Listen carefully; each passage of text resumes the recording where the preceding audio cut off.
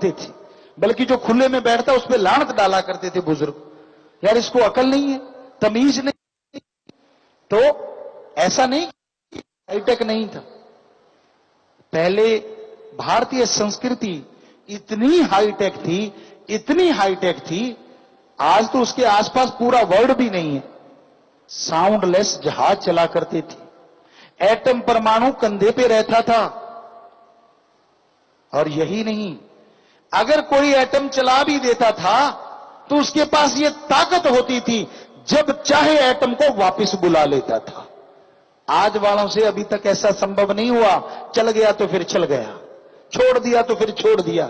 महाभारत में अर्जुन ने वो एटम था, ब्रह्मास्त्र, परमाणु था, चलाने के बाद भी जिसको वापस ले लिया था। ये किस्से कहानियां नहीं है। हमारे कुछ लोग थोड़ा पढ़ लिख जाते हैं, ज्यादा आलिम फाजिल अपने आप को बन जाते हैं और कह देते हैं कि ना तो महाभारत काल हुआ ना रामायण काल हुआ। अरे लानत!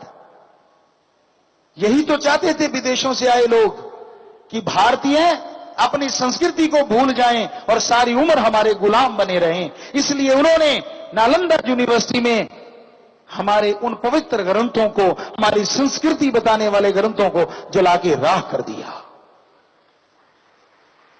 क्योंकि उनको पता था इनकी संस्कृति तो बड़ी महान है, बहुत ज्यादा आगे है, ये गुलाम नहीं बनेंगे किसी के। अगर संस्कृति ही खत्म कर दें, वो दिव्य पुस्तकें थी जो हमारी संस्कृति का सार, कुछ पहले आने वालों ने, कुछ बाद में आने वालों ने, सब जिन्होंने जाना है, जो जानते उनको पता है, उन पवित्र ग्रंथों को जला के राख कर दिया। और गुलामी धीरे धीरे करके इस संस्कृति में आ गई जिसमें कभी नहीं हुआ करती थी। और यही नहीं, हम खुद मानने लग गए रामायण नहीं होता था, महाभारत काल नहीं होता था। यही तो चाहते थे वो लोग। कैसी है ये आपकी पढ़ाई? कहां पढ़ा आपने? कैसे फील हुआ आपको? अरे हम फकीर हैं, राम का नाम जपते हैं, समाधि में जाते हैं, और हमने वो रामायण काल, महाभारत काल अपनी आंखों से देखा है।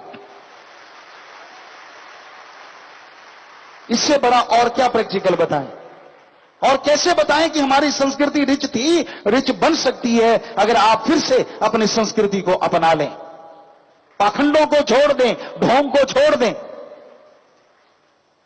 बहुत प्योरिटी थी हमारे धर्मों में।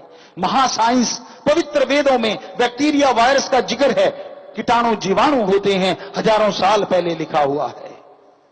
कैसे इलाज होता है, आईसीयू, ये आज नहीं बना है, रामायण काल में लिखा है। लक्ष्मण जी जब मुर्शिद हो गए थे तो उनके श्वास नाम मात्र चलते थे, लेकिन उस वैद्य ने उन्हीं श्वासों पे उनको कितने दिन तक रख छोड़ा था। वो नेचुरल आईसीयू था, ऐसा नहीं कि जिसमें दम घुट जाए, नहीं, वो ओपन एरिया में था। कैसा था, कैसी साइंस थी? और फिर कौन सी जड़ी बूटी थी जिसको पिलाते ही वो एकदम से आईसीयू से बाहर आ गए और उठ खड़े हुए और युद्ध लड़ने को तैयार हो गए? क्या थी वो शक्ति? ये है हमारी संस्कृति। खोजना है तो उसको खोजो, और आप इनकार कर देते हो, ना जी ये तो फजूल की बात है, ये तो कहानियां हैं। ऐसी कहानियां हैं? 100% राम जी थे, 100% कृष्ण जी थे। वो युग भी था, दोनों युग थे, कोई मानो चाहे ना मानो, लेकिन ये सच था और सच रहेगा। और आप इसलिए नहीं मानते क्योंकि गुलामी बहुत की, इतनी गुलामी आपसे करवाएगी और आपके वो पवित्र ग्रंथ जला दिए गए। बस आपको वही याद है जो गुलामी में आपने सीखा है। क्यों उस गुलामी की जंजीरें नहीं तोड़ते? क्यों अपनी संस्कृति को छोटा मानते हो आप? अहंकार मत करो। पर जब हमारी संस्कृति इतनी बड़ी रही, पूरी दुनिया को जिसने साइंस सिखाई, पूरी दुनिया को जिसने प्रभु से प्रेम करना सिखाया, वो है हमारी संस्कृति, वो है हमारी भारतीय संस्कृति। Love is God, God is love कल बना है। अरे प्रभु से प्रेम करोगे तो प्रभु कण कण में नजर आएगा, ये हजारों साल पहले लिखा है। मेथड ऑफ मेडिटेशन आपको बड़ा अच्छा लगता है और गुरु मंत्र कहने से आप भाग लेते हैं, मंत्र पढ़ना पड़ेगा। मेथड ऑफ मेडिटेशन और क्या है? ध्यान की विधि। अरे गुरु मंत्र का ही विदेशी नाम मेथड ऑफ मेडिटेशन है। हजारों साल पहले गुरु मंत्र, गुरु का मंत्र नहीं, वो शब्द जो गुरु ने अभ्यास किए हों और गुरु को भगवान के नजारे मिले, तो गुरु कहता है मैं भी इंसान हूं और आप भी इंसान हो। मैंने इन मंत्रों का उच्चारण किया, मुझे प्रभु के नजारे मिले, अरे आप भी इनका उच्चारण करोगे तो आपको भी नजारे जरूर। इसे कहते हैं गुरु मंत्र। गुरु का अपना मंत्र नहीं होता, प्रभु के शब्द होते हैं। उन शब्दों का उच्चारण करना, क्योंकि प्रैक्टिकली वो पहले करते हैं, प्रयोगात्मक करके देखते हैं, फिर वो लोगों को बताते हैं। इसलिए गुरु जो अंधकार में ज्ञान का दीपक जला दे और बदले में कुछ भी ना ले, उस गुरु की बात को सुनो और अमल करो, तो यकीनन आपको फायदा होगा, यकीनन आपको खुशियां मिलेंगी। पर आप और चीजों में उलझे रहते हैं। हमारे जितने भी देवी देवता हैं, भगवान ने उनको भले काम के लिए लगाया है।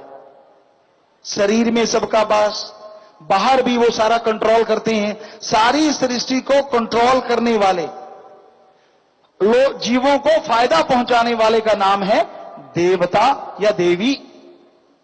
देवी देवता कभी किसी का बुरा नहीं करते, क्योंकि बुरा करने वाले का नाम देवी देवता नहीं, राक्षस कहा जाता है या शैतान कहा जाता है। इसलिए आपने भक्ति करनी उस ओंकार की, जिसने सारी देव महादेव खंडों ब्रह्मांडों को बनाया है। उस ईश्वर, उस प्रभु की भक्ति कीजिए आप। उसकी भक्ति करने से आपको सच्चा मोक्ष, सच्ची मुक्ति, यानी जीते जी गम दुख दर्द परेशानियों से आजादी मिलेगी और मरणोपरांत आवागमन से मोक्ष मिलेगा। उस प्रभु का, उस मालिक का जाप कीजिए, उसकी भक्ति कीजिए, तभी उसकी दया मेहर, तभी उसकी रहमत के लायक, कृपा के काबिल आप बन पाएंगे। तो आप कभी अपने शरीर के लिए, अपने दिमाग के लिए समय भी लगाया करो।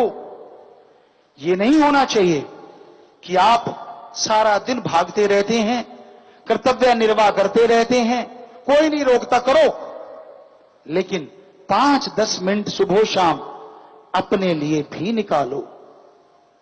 कोलू का बैल मत बनो, सारा दिन लगे रहे और बाद में क्या होता है, बच्चे घर से निकाल देते हैं। तब आपको कितना दर्द होता है, यार मैंने सारी उम्र खुद खाना नहीं खाया, इनको खिलाया, खुद कम पैसा काम में लिया और सारा इन पे लगा दिया। किसने बोला था ऐसा करो? बच्चों के लिए भी करो और खुद के लिए भी करो, लेकिन 5-10 मिनट सुबह शाम सिर्फ और सिर्फ अपने और आत्मा के बारे में जरूर सोचा करो। अपने शरीर के लिए समय दिया करो, ताकि शरीर तंदुरुस्त रहे और अपना जीवन यापन आप खुशियों से करके भगवान की गोद में जा विराजें। इतना समय तो आप अपने लिए दे ही सकते हैं, इतना समय तो आप अपने लिए लगा ही सकते हैं, ज्यादा समय मत लगाइए। तो ध्यान दीजिए हमारी संस्कृति, हमारे पवित्र वेदों, हमारे धर्मों के पवित्र ग्रंथों पे, जिन्होंने हमें सच का राह दिखाया है, सच का पाठ पढ़ाया है, और पूरे हौसले से, दृढ़ इरादों से बढ़ते जाइए इन रास्तों पे। यकीनन एक दिन आपको वो मंजिल मिलेगी जिसे प्रभु कहा जाता है, राम कहा जाता है। और जैसे ही उसके नजारे आएंगे, जैसे ही वो नजर आएंगे, आपकी तमाम परेशानियां, तमाम मुश्किलें जड़ से खत्म हो जाएंगी। आप बाहर जिन चीजों का इलाज ढूंढते हो, उसका इलाज आप सबके अंदर मौजूद है। आप बाहर जिन चीजों के लिए दौड़े फिरते हो, अपने अंदर चढ़ाई कीजिए, और वो अंदर की चढ़ाई अगर करना चाहते हो तो वो गुरु मंत्र से ही संभव है, राम के नाम से ही संभव है, और कोई तरीका नहीं जिससे अंदर की चढ़ाई चढ़ा जा सके। तो आप राम का नाम लेते हुए, प्रभु की भक्ति करते हुए जैसे जैसे आगे बढ़ेंगे, वैसे वैसे आपको अलौकिक नजारे नजर आएंगे। जो आपने कभी कल्पना में नहीं सोचा, वो आपको आपके अंदर से नजारे मिलेंगे। वो नशा मिलेगा जो आपके गम, दुख, दर्द, चिंताओं को दूर करेगा और मस्ती से आपको माला माल कर देगा। तो संतों का काम तो बताना होता है। कुछ एक पर्चियां शॉर्ट में आपकी आई होंगी लिखी हुई, पढ़ के सुनाएंगे, उनका जवाब देते हैं। हाँ जी। धन सतगुरु तेरा ही आसरा, सोने इंसान ब्लॉक भोपाल से। पूज्य गुरु जी, हमारे शरीर में आत्मा का आकार कितना बड़ा होता है? एक तारे के समान होता है या इससे बड़ा होता है? सिर से लेकर पैर तक आत्मा होती है। विपिन दिल्ली से। गुरु जी, उच्च कुल या उच्च जाति में क्या अंतर है? उच्च कुल का क्या मतलब है?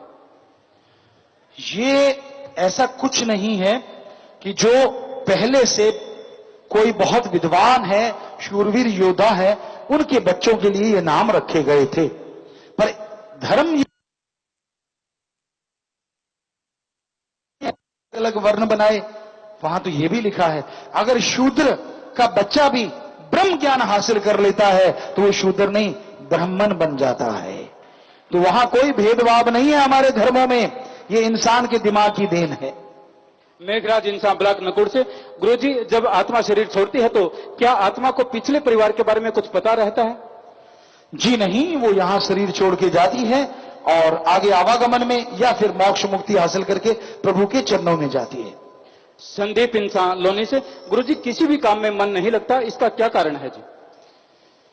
किसी भी काम में मन नहीं लगता तो आत्मिक कमजोरी हो सकती है। आप निराश हो गए अपने आप से। राम का नाम जपिए, आत्म बल रखिए कि नहीं मैं जरूर सफल हो जाऊंगा, लगे रहिए तो यकीनन आप सफल हो सकते हैं और मन भी लगेगा। सुमन किया करें। पूजा गुड़गांव से। गुरुजी, पढ़ाई करने का सबसे अच्छा समय कौन सा है?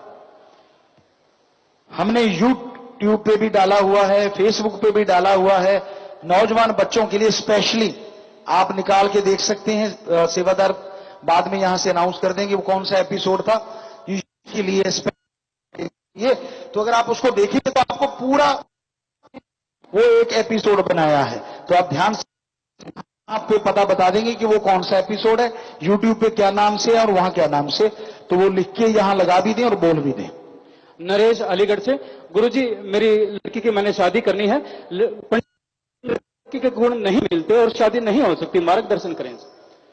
भाई आपने जिनसे पता किया है, हमारे ख्याल से ऐसा कुछ भी नहीं होता। दोनों बच्चों के विचार सही हो, डॉक्टरी रिपोर्ट सही हो तो सबसे बढ़िया है, बहुत ही अच्छा है। इन्होंने नाम नहीं लिखा। गुरुजी, काल या होनी जिसे कहते हैं, ये क्या होती है? काल नेगेटिव पावर का नाम दिया गया है, जो पूरी दुनिया में काम, वासना, क्रोध, लोभ, मोह, अहंकार, मन, माया को कंट्रोल करता है। और होनी कि जो किसी समय बात होने वाली है, पता नहीं कौन कहां पे कब मिल जाए, पता नहीं कहां क्या घट जाए, उसको कहते कि ये तो निश्चित था प्रभु की तरफ से। कई बार आप उस जगह जाना ही नहीं होता और वो जाना पड़ता है और वो चीज भोगनी पड़ती है, ऐसा कई बार होता है, तो इसे होनी कहा जाता है। विकास इंसान लोनी से।